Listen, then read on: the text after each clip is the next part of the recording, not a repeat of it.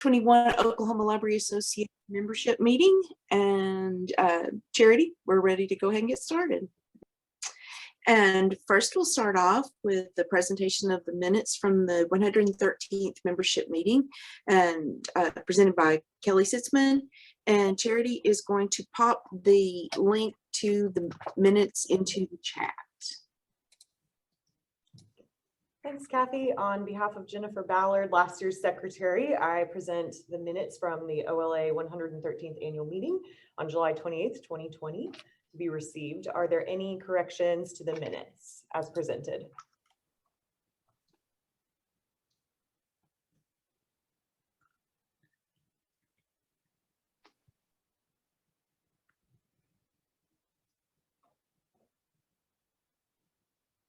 Okay. And hearing none, the minutes will be approved as received.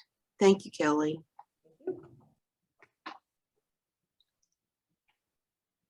And Susan, are you here? I am here. Oh, good. So now we will have our financial report presented by Susan Urban. And again, Charity will pop those links into the chat for us. All right, we have three financial reports for fiscal year 2020, which was the year that would have ended on June 30th, 2020. Just a kind of a brief overview of what they are. The balance sheet shows the amounts in different funds and accounts that OLA has as of that June 30 date. The budget versus actuals compares what expenditures and revenue that we had to the established budget that the Finance Committee created and was approved by the Executive Board. And then the profit and loss shows revenue and expenses for the different categories for the fiscal year of 2020. Things were a little weird in 2020. We all know that, especially the way conference was moved to July. That popped up into a different fiscal year. So some of the conference expenses and revenues are a little different than usual, and they will be again for this fiscal year 2021. But I'm open to any comments or questions if anybody has any.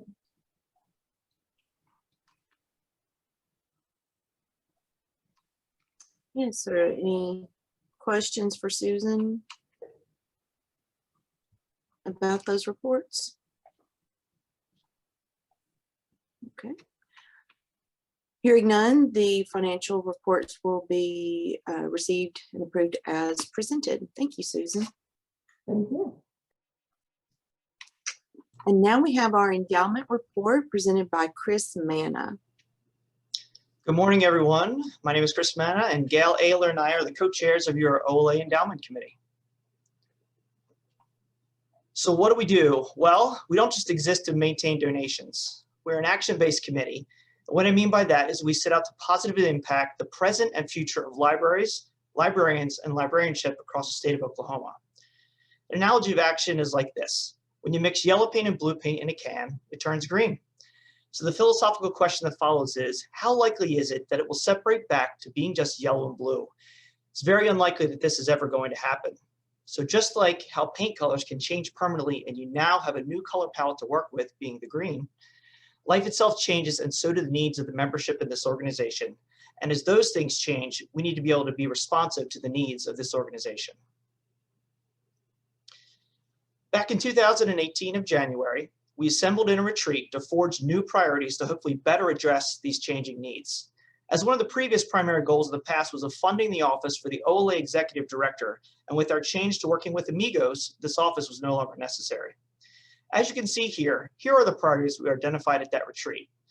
Again, we're not just here to merely exist. We work to move the organization forward through the 4 pillars of our committee. I would like to highlight that part of being successful with action is being nimble. This is a skill all of us librarians possess as part of our day in and day out work. Being on the endowment committee is about supporting OLA such that it can be nimble in its responsiveness to and for the membership. Broken down even further, what does this mean? You saw on the previous slide that we fund scholarships and the Ruth Brown Award, but one of our newest responses to the needs of the membership is the K-Boys Conference Experience, established back in 2020. So this will be the second year we award this, and it serves to provide the complete cost of the conference from registration, a banquet ticket, a scholarship bash ticket, a pre-conference, and 2 nights lodging. Next on the list here, you can see that we help fund the future of leadership in Oklahoma libraries and OLA through our every 3-year Leadership Institute, OLA Gold. Furthermore, we seek to not only fund scholarships, but to endow them for future sustainability. We want to ensure that generation after generation will have access to funding for continuing educational opportunities, that the organization will always have the support to be nimble in its endeavors, and that there will never be a barrier to excellence in Oklahoma libraries. So who makes up Endowment? We are a mixed group from across the state of Oklahoma. We ask the sitting OLA president to attend our meetings, and oftentimes after their term, they join our committee. Again, action takes the forefront of our meetings, and so those that want to create impact tend to be drawn to our group. Now for a quick rundown of our accomplishments and successes. Everyone knows about our in-person all-conference event. This year, we're going to do something just a little bit different. This year's event will be a scholarship bash that revolves around a murder mystery event. Look for more information coming in the next couple weeks to be able to sign up for this. Here's a list of some of our previous scholarship recipients. And here's a list of some previous activities in which we've participated that you may not be as familiar with. The Sequoia 50th anniversary celebration, newspapers and education, festivals of books, previously stated scholarships, CARS fundraiser, the information matrix, and our scholarship baskets. So what about those scholarship baskets, you might be wondering? Well, they will be back again in person this year. However, adding to what we did last year, they'll be virtually in terms of the bidding through a silent auction. The baskets will be physically on display at conference, so please start creating them. This is an ask of all the drucks. And you'll be bidding online through the same process you did last year, except this year, you'll be picking those up in person. The most exciting part of our ask for this year from Endowment: do you have a pet that is calendar worthy? If so, look for an all-call email coming in probably the next 2 or 3 days to submit to us for an upcoming Pets of OLA 18-month calendar. The top 18 pets, photos that is, will be included in this calendar, which will be available for purchase. Voting will take place online through the exact same website through our scholarship baskets. It's called the Better Unite website. There'll be more details, like I said, coming in the next couple days, but get those pet photos ready because you guys are all going to be voting to see who gets those top 18 slots in our calendar. Last and certainly not least, we want to offer a special thank you to EBSCO for being our presenting sponsor for the 2021 OLA Annual Conference and for their generous donation again this year to the OLA Endowment. Gifts like this truly help us remain a sustainable and vital contributor to our state. In closing, thank you to all the drucks for your supports with the baskets. Thank you to EBSCO for their donation. And thank you to all of you for your continued support of the OLA Endowment Committee. If you have questions, please don't hesitate to reach out to Gail or myself. Thank you for your time, and we look forward to seeing you all in person at conference. Okay, excellent. Thank you, Chris. All right, and now we'll have our ALA Counselor Report presented by Sarah Robbins. Hello. Thank you, everyone. You have a copy of my written report linked from the invitation, so I'll just give some highlights. As you are aware, both ALA 2020 and Midwinter moved online. The annual conference will also be online this summer, and that will end my term as counselor. It's been a pleasure to serve in this capacity. Some of the big highlights that happened this year: Tracy Hall was appointed the new executive director, and she is going to be joining us at OLA this summer. The headquarters for ALA moved. We had a permanent building, we sold that, and now we will be leasing space rather than owning, and I think long-term that will help with the budget. They moved to dissolve the Association for Library Collections and Technical Services, Library and Information Technology Association, and the Library Leadership and Management Association, and those have been reformed into a group called the CORE. So if you're a member of any of those associations, you should have gotten plenty of communication about that and even been able to vote on that change, but that did become official over the past year. They also dissolved the Association of Specialized Government and Cooperative Library Agencies. Again, I am not involved in any of those, so I'm assuming that got communicated as well to the members of that group. One of the biggest things facing ALA is the Forward Together proposal. I mean, you can read more about that at forwardtogether.ala.org, and that continues to be a heavy discussion item among ALA Council. For this to move forward, basically ALA Council has to approve dissolving itself, and they are not doing this lightly. There was supposed to be a constitutional convention at midwinter, and that got postponed till annual. So we'll see if it actually happens in annual. We have met a number of times virtually. Usually the ALA counselor is really busy right before the midwinter conference and the annual conference. And I'd been warned about that, but now that we are virtual, we get to do this year round. So we have lots and lots of council meetings, which is good as far as access and continuing the conversation, but it is a little bit, whoever's following me as counselor will have a little bit more work ahead of them than they might have anticipated. One of the big issues facing ALA, as I'm sure it's facing most associations right now in the wake of the pandemic, is the budget. It continues to be an issue. So ALA's had to do some staff furloughs, and they've taken a loan from their endowment. They've increased their line of credit, and they did benefit from the Paycheck Protection Program funding, as well as the Economic Injury Disaster Loan.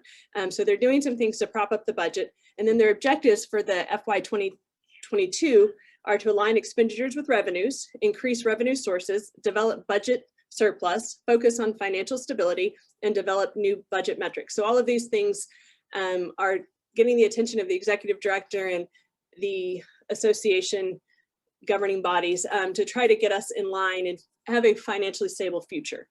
And then the last thing I'll mention is to visit ala.org/take action if you want to learn about their advocacy areas. I think that's one of the things ALA really does bring to the table is advocacy for the profession.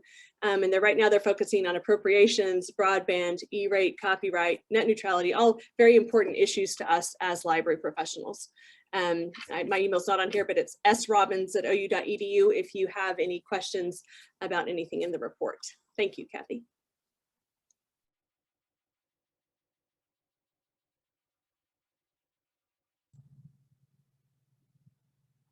Sorry, I'm muted. Thank you, Sarah. Now we have our MPLA representative report presented by April Miller. And April, just in case people don't know what MPLA stands for, would you tell them? I didn't seem to have written that out. Thank you. MPLA stands for Mountain Plains Library Association. It is a library association that covers all the mountains and the plains areas, and it involves Arizona, Colorado, Kansas, Montana, Nebraska, Nevada, New Mexico, North and South Dakota, Oklahoma, of course, Utah, and Wyoming. And one of the things that I want to report, we are actually, typically MPLA meets with one of our state associations, but due to COVID and the pandemic, we are not. We are actually having our first virtual conference. This will be April 28th through the 30th. It is free. And so please go to the MPLA website and click on the links. There'll be, members will get information soon to register so that you can get your Zoom links. But it is a free conference that we're hosting with lots of 15-minute lightning talks on lots of different topics. It looks to be really interesting. And then we'll have our normal board meetings and membership meeting as well. And just, this is my last, I'm going off, and we'll have a new MPLA representative. So this is my last report. But I did want to say thank you for electing me. This has been a really big honor for me. I've really enjoyed this. MPLA is a wonderful organization, and I've really gotten a lot out of it. And I hope that others join and see what they can get out of it as well. Okay, thank you, April. And it looks like you have a message there in the chat. Get that information to Sliss. Okay. Next, we have our Folio Report presented by Wayne Hamlin. I must apologize to people because I didn't send in a report ahead of time. This is going to be strictly rattled off here. Folio is alive and well. Folio is, of course, Friends of Libraries in Oklahoma. Our mission, as always, is to support friends groups across the state in their support of libraries. We help new groups get started. We help existing groups with problems. We provide training. Our Library Friends online town hall meeting last October was a very successful swap and share event. We provide scholarships for library support staff. An important part of that mission is to encourage friends to engage in advocacy for libraries. If your library does not have an active friends group, you are very likely missing the impact of some of the best informed and effective advocates your library may ever have. The impact of COVID on Folio and on friends groups has, of course, been significant. Just as the virus forced libraries to cut back and rethink how to deliver library services, it also challenged libraries and friends groups to reimagine how two of Friends' major roles of volunteering and fundraising can still be done and done effectively. Book sales went to pre-selected bags or boxes that can be delivered curbside by volunteers or be labeled for pickup by the purchaser or by other means. Maybe the hardest part was cutting back on friends meetings. Zoom is better than nothing, but for a local group, it is a poor substitute for an in-person meeting, especially when people have had little or no previous experience with it, and when many smaller communities in Oklahoma have very poor internet access. That's a point for advocacy, by the way. Points to remember. There is not a library out there that would not benefit from having an active friends group. Folio's quarterly newsletter is outstanding, and it is loaded with news and practical ideas. Both individuals, friends groups, and libraries should belong to Folio. The cost is very low, and the benefits are significant. Just go to okfriends.net. We are waiting to connect with you. Thank you.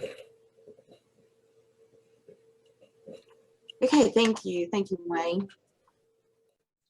And now, drum roll, we need Ringo. We need Ringo with his drums to give us the drum roll, because now we will have the election results presented by Dr. Kristen Burkholder, and I will pop the PDF link into the chat. Okay, Kristen. All right. I am going to announce first the association officers, and then I will also do the division and roundtable. Those results to the divisions and roundtables have already been announced within their respective groups, but not everybody belongs to each group. So just so you know who leadership is. All right. So the association officers elected for the 2021 to 22 year are: President-elect will be Tim Miller. The secretary will be Jenny Bodenhammer, and I should apologize in advance if I mispronounce anybody's name. I am sorry. I will do my best. Treasurer, Michael Hull. The ALA counselor, Kelly Sitzman. The MPLA representative, Gloria Farmer. So we elected all 5 of our leaders for the association this year. Division officers for the Oklahoma School Libraries Division. The vice chair, chair-elect will be Alicia Baker, and the treasurer will be Lisa Badage. For the Public Libraries Division, the vice chair, chair-elect will be Kylie Ingram. For the University and College Division, the vice chair, chair-elect will be Elizabeth Skirpin, and the secretary will be Tom Steele. For the roundtable officers, the Children and Teen Services Roundtable, Vice Chair, Chair-elect will be Martha Pangburn. For the Equity, Diversity, Inclusion, and Intellectual Freedom Roundtable, the Vice Chair, Chair-elect will be Seda Yakasa. For the Small Oklahoma Library Roundtable, the Vice Chair, Chair-elect will be Shannon Elder. For the Technical Services Roundtable, the Vice Chair, Chair-elect will be C. Zane Ratcliffe, and the Secretary will be Tom Steele. So Tom is actually going to be secretary for 2 different groups this coming year. I'm not sure whether to congratulate him or give my condolences. Secretary is a rather undersung position. So congratulations to everybody. And I do wish to thank everybody who ran. The governance committee had some trouble narrowing down our candidates to 2 in many instances, and we really appreciate everyone's willingness to serve. Yes, we are. Thank you. Tim, we're going to get you prepared. We'll get you ready. Charity and I, you can rely on lots of past presidents. All right, and thank you to all who ran, and congratulations to the winners. Okay, so next It's still we'll me. have our we'll have our resolutions. From Dr. Kristen Burkholder, and All right. we have that. I can go ahead and advance the slide, Charity. All right, we have two proposed resolutions. The first is a resolution to honor Linda Pye on the occasion of her retirement, and I will go ahead and just read this. Whereas Linda Pye retired from the Southwestern Oklahoma State University Library in 2021 after a long and distinguished career as first acquisitions librarian and later head of technical services, and whereas Linda served SWOSU as its interim library director from 2000 to 2001, and whereas Linda served the Oklahoma Library Association in multiple leadership roles, including the University and College Division, the Technical Services Roundtable, the Membership Committee, the Nominating Committee, and the Scholarship Committee.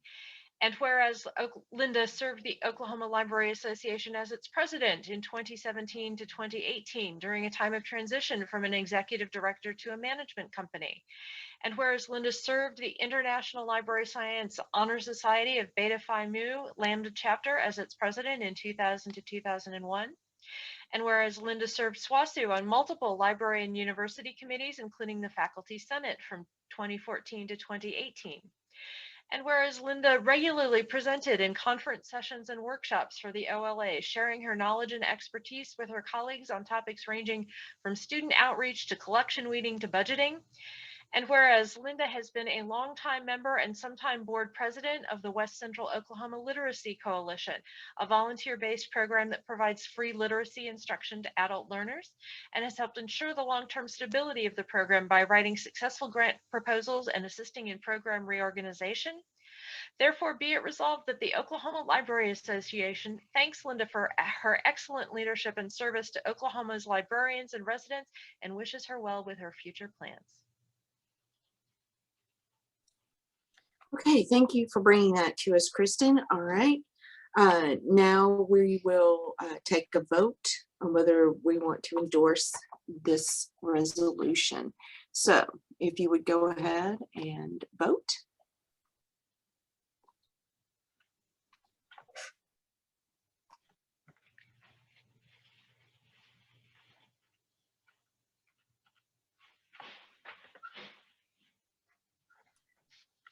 Sometimes you think, okay, well, especially when you're a young librarian and you see all these things that somebody's done, you're thinking, wow, I haven't done all these things, but you just have to give yourself time. You will grow in the organization. We want all of you to. Okay, I think we can end the polling now, Charity, and show the results. Okay, overwhelmingly, we are very happy to approve this, and congratulations, Linda.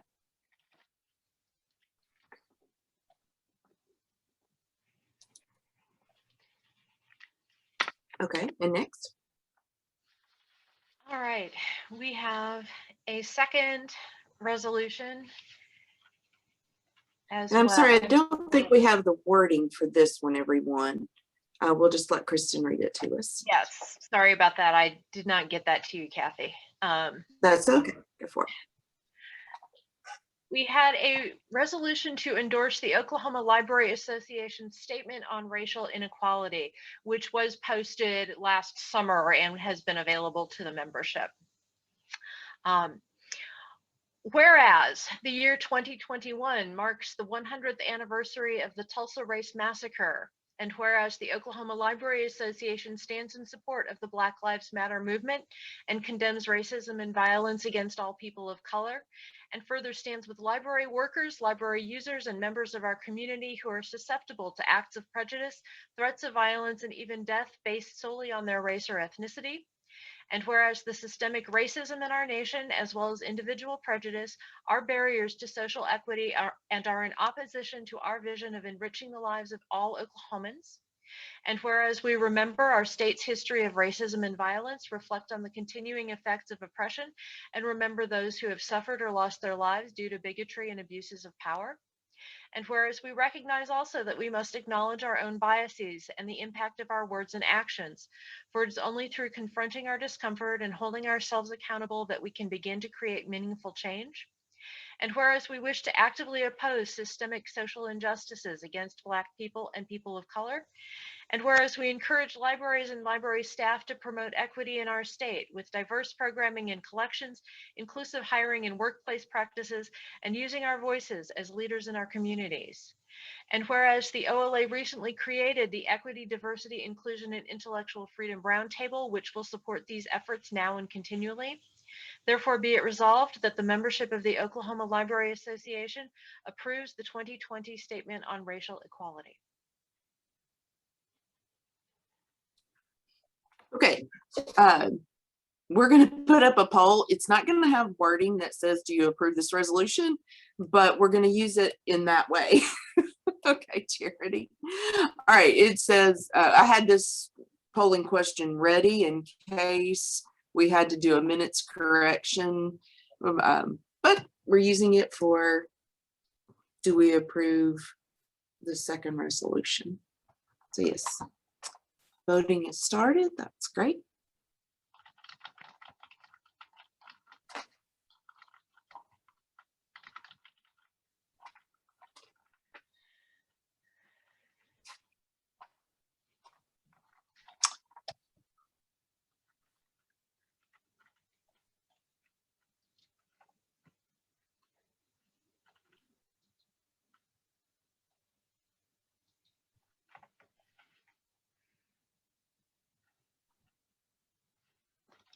Well, that's right. We were going to do live transcription and Now it's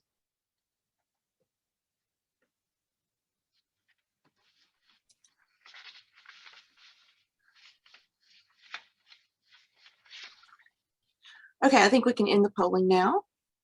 Charity.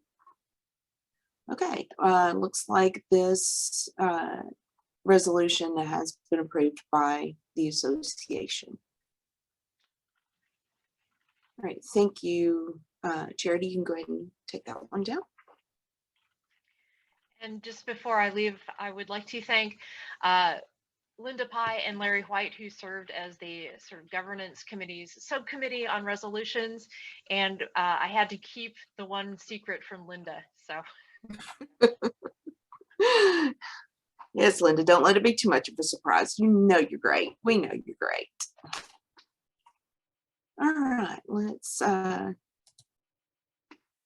right, so it has passed. All right, next we're going to have Brittany Mays, and she's telling us about their drive to collect materials for the Oklahoma County Juvenile Justice Center. Thanks, Kathy. Like was mentioned in the last resolution, we have a new Equity, Diversity, Inclusion, and Intellectual Freedom Roundtable this year. And that was a combined group of the former SRRT, Intellectual Freedom and Ethics committees. SRT every year would always do a kind of a big annual volunteer day. This year it had to go virtual. And so what we had decided to do was support the Oklahoma County Juvenile Justice Center and do a supply drive to create activity kits that included books and a craft or art element in them to supply to the kids. So we are halfway through our goal. We've gathered most of the craft supplies. We just still need a few copies of the books that we had selected to go with the kits and some markers. We would love to have anybody who would like to participate. You can do that by going to tinyurl.com/EDII Amazon or email edii@oklibs.org and I'll get you the info.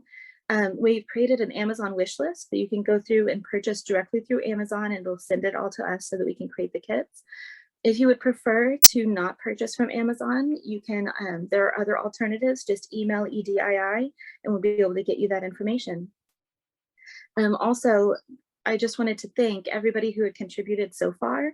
We've been really excited by the response to this event and really excited to get these kits to the kids. During COVID-19, they've kind of been just restricted to their living areas and not able to go to their small library that they have on site there. So getting these books and the activities in their hands is going to be really exciting for them. Yes, yes, it will. And there is a link in the chat if you want to click on that and do a little shopping, a little Awesome. retail therapy Thank for you. someone. All right, thank you, Brittany. And now Charity is going to give us an update on the strategic planning process that we've been going through. Thank you, Kathy. And I want to apologize for whoever in the chat asked for live transcriptioning, that we did not have that turned on, but we will do better in the future, and I apologize for that. So happy School Library Month. This is the first day of School Library Month, and I'm really excited to report that our executive board created a strategic planning task force just a few months ago to help us set some goals for our association. And as part of our data gathering process, we held a series of town hall Zoom meetings with library workers who were mostly outside of our organization. And I want to give a very special thank you to Phil Clark and Chris Manna for conducting all of our town halls. Through these town halls, we identified several common themes from suggestions about what library professionals want from a library organization. So these are the themes that we have identified so far. First is value of membership. Here, people indicated that value was not only about the financial cost of being a member of OLA, but also the cost of their time. Was being a part of the association worth the time that they were going to devote to it? Another theme is communication. All of the participants shared that they wanted greater communication from association leadership and within the leadership with more two-way communication. And that brings us to the next theme, which is connections, personal relationships, and networking. We heard from many participants who wanted more ways to, one, connect with job seekers, and then also those who wanted to connect, maybe they were library students and they wanted to connect with those who were seeking to fill jobs. We also heard that many of us want to have more networking opportunities between library types. Sometimes we tend to be a bit siloed within our DROCs. Another theme is sustainability. Growth, stability, and leadership training were all mentioned in our town halls. Finally, professional development. Even though the 2020 and 2021 have been rather difficult for us because of the pandemic, one thing that people do like is having a variety of ways that they can receive training, and they do like virtual options for training. So now the task force would like to hear from you, our members, about your thoughts on these themes. If you are answering the question, what do you want from your library association? How would you answer? And we invite you to attend a brown bag discussion on Thursday, April 15th from noon to 1:30. Registration is now open at on the OLA website, and I will have a link in our chat very soon to that as well. You are also welcome to email me with thoughts that you have about the strategic plan at president-elect@oklibs.org. So thank you, and I hope to see several of you on April 15th. Yes, have your taxes done so you can relax and enjoy the brown bag discussion. All right, thanks, Charity. All right, what we've all been waiting for, the new website. Okay, can you go to the next slide?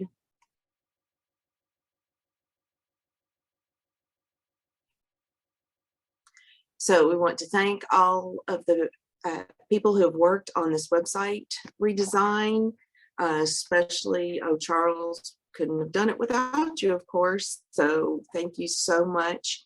And we had a lot of our drop chairs looking in on the site to see how it's working. And we had some people help with our accessibility. Thank you, Nelson and Rob. And our website usability, we divided up the different platforms because we got to a point we thought we were ready to launch. And then I picked up my phone and looked at it and we all went, so we were all holding up our phones to this camera showing each other what we were seeing. So we did decide we had people check in all various different browsers and on their phones and things to see how it goes. So here we go. All right, Charity, if you'll stop sharing and I'll share mine. Or yeah, I think I can just take over. All right, here we go. All right, and you should be seeing the new OLA website. Is that correct? We are? Okay, great. All right, so just wanted to take you for a little spin through here. And about us, you can see kind of our history, purpose, and we thank our JP Ray here to, they made this wonderful little graphic for us about our history. And you've got pictures of executive board and a list of all of our roundtable and committee chairs. If this is wonderful, this is, yes. All right, and then our guiding documents. We've tried to make these easier for you to find and use in the strategic plan, what we have now, and then what we will be bringing forward in the future. Okay, and what everybody wonders, what does DROC stand for? Divisions, roundtables, and committees, all right? So you can just do the little drop down and read about that group and so forth. And one thing that I'm very happy with, we've got this drop chair guide, and we definitely want to keep developing it and making it more robust. So when you are the leader of a DROC, one of the divisions, roundtables, or committees, we want to make sure you know how to run your group. And I know that all of you will become DROC chairs one day, right? Yes, you will. Okay. We have information about the scholarships and rewards, and we now have a FAQ. Again, it uses that same format. What is a DROC?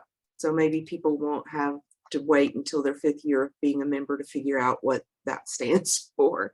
All right, if you have any questions that you know that you've been getting asked a lot, we'll see about fitting that into here, but take a look and read through these and see how they help you and how you can help answer those questions when other people ask you. All right, events. One thing I'm very happy with about the events is the event calendar is so easy to find now. So it gives you the month view of what's going on. And so like on the 15th, like Charity said, there's the brown bag discussion entry into the calendar. And one thing I want to point out while I'm here, the committee preference form is going to be live starting April 5th, and it'll go through the month. And I want everybody to know, if you want to be on a committee, even if you've been on it for 200 years, we still need you to fill out the committee preference form. Okay, so don't just think, oh, because I'm already there, I don't have to do this. Go ahead and fill that in for us, please. All right. Beautiful new Sequoia site. Just take so easily laid out the previous winners and all about the award, because we get a lot of hits on this page, and so we worked with our Sequoia folks to make sure that it really will meet the need and help people find the information better. advocacy, we have the OLA Engage Center. We have advocacy tools. If you need to report a book challenge, we have all of those things linked for us. And the Career Center, we do encourage everyone who has a position open to fill in the form to get the job posted here on the Career Center, because I know people look and we want to make sure that that is there. We have down at the bottom of each of the pages, we have our social media links, so you can go subscribe to those as you see fit, whichever one you use. All right, and then we'll go back to the, well, we'll just hit the logo there. And right here, we have information about becoming a member, how to support the endowment, library stories. We encourage people to send us stories that we can highlight on the website. Please do that. And member resources. Again, we're hoping to make some of these items just easier for you to find.